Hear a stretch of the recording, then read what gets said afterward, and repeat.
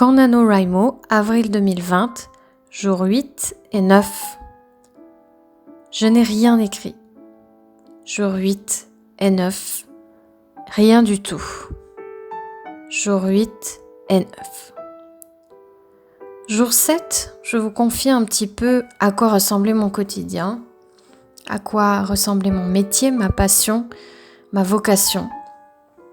Tout ça mêlé dans un podcast de 8 minutes 35 où je vous parle également d'une collègue, de mes collègues, de tous ceux à qui je tiens dans le cadre professionnel et qui font aussi ce que je suis aujourd'hui. Jour 8 et 9. Je n'ai rien écrit. J'ai beaucoup travaillé. C'était aussi des jours, comme le jour 7, où le travail a pris beaucoup de place. Malheureusement, des fois la vie nous rattrape, confinement ou non, et nous devons la faire passer en priorité. Cette vie, elle m'inspire, souvent. Ce que je vois tous les jours, des gens en difficulté, mais aussi ceux que je côtoie, mes amis, ma famille. Actuellement, c'est un petit peu différent. Mais ça ne m'empêche pas de vivre, de ressentir, d'aimer les gens, à distance. Il faut dire que d'habitude, je ne vois pas tellement les gens. Je ne suis pas une ermite au fond d'un trou, mais il faut parfois venir me chercher. C'est ma nature. Je n'aime pas spécialement être seule. J'aime être seule pour écrire, mais j'ai aussi besoin de vivre des choses pour le faire. J'aime la solitude quand c'est moi qui ai décidé de l'embrasser. Toute cette histoire de confinement, je l'ai vécue à distance.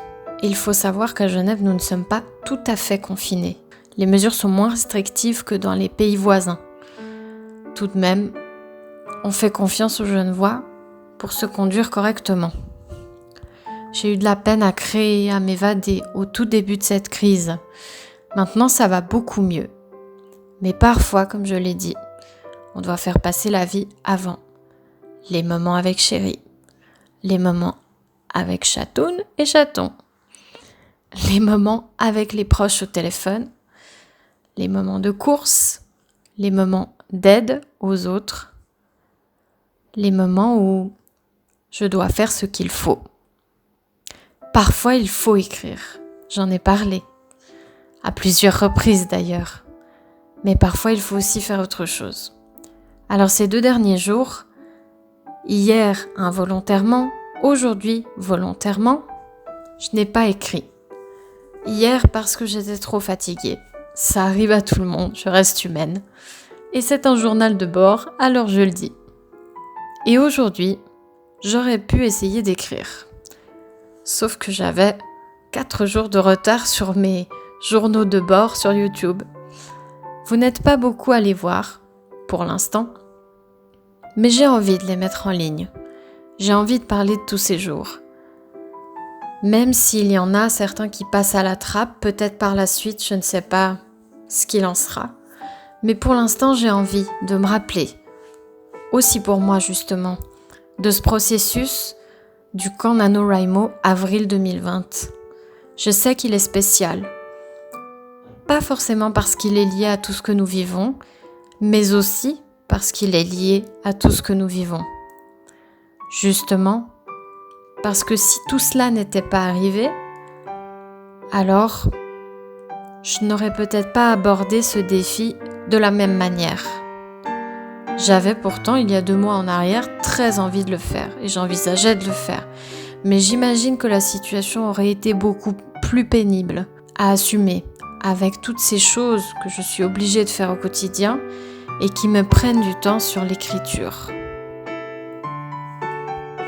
Jour 8, jour 9, comme je n'ai pas écrit, je vais vous lire un extrait. Et vous, vous en êtes où ? Extrait du chapitre 1 de Pas de veine pour toi. Le premier jet est disponible sur Scribd. Cela fait 4 mois que j'accueille les nouveaux à l'Institut. Cette tâche s'est ajoutée à mon projet thérapeutique dès que le directeur m'en a vu capable. Ce n'était pas gagné parce qu'après ce qui m'est arrivé et préalablement la façon dont j'ai grandi, mon lien avec l'autre n'allait pas dans le bon sens, surtout avec les hommes.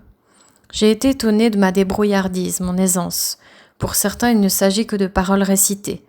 Grâce aux relations que j'ai déjà tissées ici, je peux commencer à envisager le bonjour sans désagrément. Pour moi, c'est déjà un pas de géant. Appuyée contre le mur à côté des WC, je suis tout de même mal à l'aise, confrontée aux prunelles de ces adultes indiscrets. Bien qu'ils ne se regardent pas, ils se questionnent sûrement sur l'établissement qui hébergera leur fils sage et intelligent qui s'est juste un peu égaré. Je ne le connais pas encore, mais derrière ses lunettes noires, la monture marquée, je devine que ses beaux yeux bleus sont calmes et sa voix posée traduisent une grande détresse. On n'est pas admis ici pour rien. L'attente ne dure que 2 ou 3 minutes, à la fin desquelles je salue de loin Angelica qui rejoint l'étage par l'escalier principal. Je me retourne et sursaute. Trop près, mon cœur cogne. Un pas en arrière et je m'éloigne assez pour respirer, réaliser qu'il est grand, constater aussi qu'il a enfilé sa capuche. Il termine de remettre ses mitaines sombres en place. Désolé, souffle-t-il, sans que je ne sache si c'est pour le temps qu'il a pris ou pour notre proximité. Je n'offre aucune réponse, les invite à me suivre d'un hochement de tête et leur présente le hall. C'est ici que nous nous rassemblons par groupe le matin, soit pour nous rendre en classe, soit pour les ateliers ou activités. Nous avons aménagé un coin lecture avec des canapés pour ceux qui aiment lire entourés, sinon d'autres endroits plus silencieux sont parsemés dans le bâtiment. Je me décale pour les laisser s'approprier l'information et l'ambiance sereine d'aujourd'hui. Sur la droite, c'est l'escalier principal qui mène aux étages. Il n'y a qu'une salle de jeu ou de repos qui se distingue, sinon ce ne sont que des chambres. Elles sont séparées par blocs. Les pièces administratives se trouvent de ce côté et en accédant à l'aile 3 par la cour, on peut se rendre à la salle de musique, la salle de sport, le réfectoire, la médiathèque. C'est incroyable, articule à peine la mère du nouveau. J'accélère la cadence vers le bureau du directeur dont la porte ne sort du lot que par la pancarte privée qui penche. Je la redresse un chouïa et leur indique la poignée. Comme il vous l'a certainement annoncé par téléphone, Monsieur Joly reçoit chaque futur pensionnaire pour un entretien d'accueil. Après quoi, si l'admission est en ordre, vous reviendrez vers moi pour la suite de la visite. Très bien, acquiesce le père. Tu vas nous attendre ici ? Demande le garçon en posant ses affaires et voyant que je ne compte pas bouger.